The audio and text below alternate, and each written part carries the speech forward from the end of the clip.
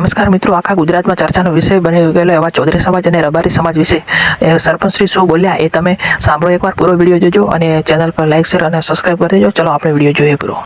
નમસ્કાર મિત્રો, કેમ છો? મજામાં?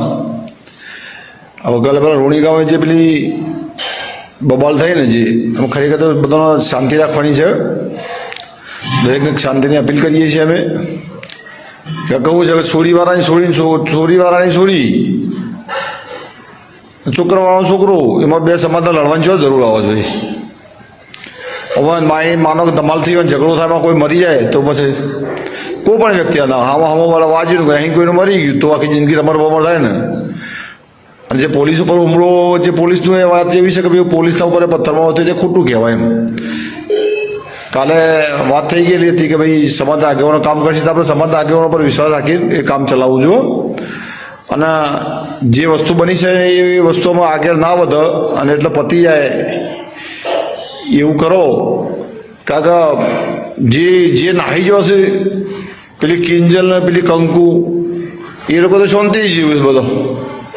આમ એના માટે થઈને આપણા ઝઘડા બાથવા સમાજ આવી ગયા લડવા, એ જેટલા ઊંચે વ્યાજબી છે, વસ્તુ ખોટી છે. હા, લાંબુ જોવા બધું બરાબર છે, પણ એ બધું સામાજિક રીતે વાત થાય ને, સામાજિક પ્રેશરો ચાલે.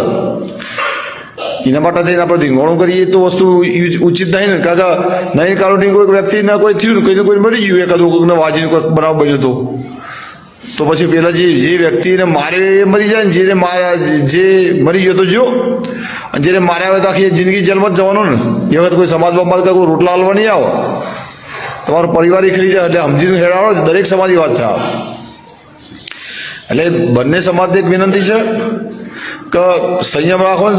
કાકા બહુ છે, અમુક તત્વો લડવાવાળા હોય એટલે આપણે સમજી જવું પડે કે ભાઈ બોલવામાં સંયમ રચ છે, અને અમુક તત્વો અવળી વાતે કરતા હોય એટલે આપણે સાવચેતી રાખવી પડે. બાકી જે કિંજલ, જે કંકુ ને કિંજલ બે જણીઓ જે નાઠીએ તો મજા કરે છે, તો શાંતિ જાય કેવું છે.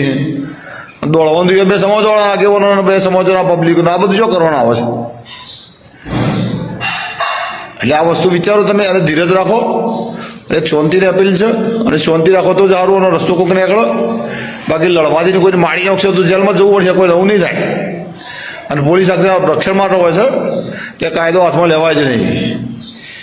કે પોલીસને તો શું છે, કાયદાનું રક્ષણ કરવું જ પડે. એટલે દરેકની વિનંતી છે, શાંતિની અપીલ છે.